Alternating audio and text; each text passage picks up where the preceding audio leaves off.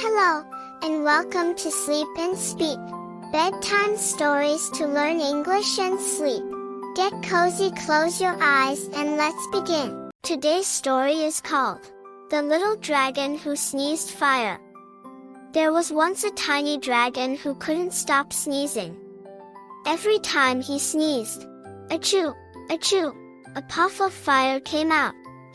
He burned toast, flowers, and even his own pillow. One day, he sneezed so hard he lit up the dark cave. The bats laughed, and the crystals sparkled in the light. The little dragon laughed.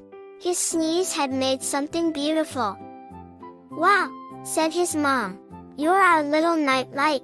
From that day, he wasn't scared of sneezing anymore. The end. Good night, dream well, and see you tomorrow. Oh, I almost forgot. If you like our stories, don't forget to hit the like button. Feel free to share them and subscribe.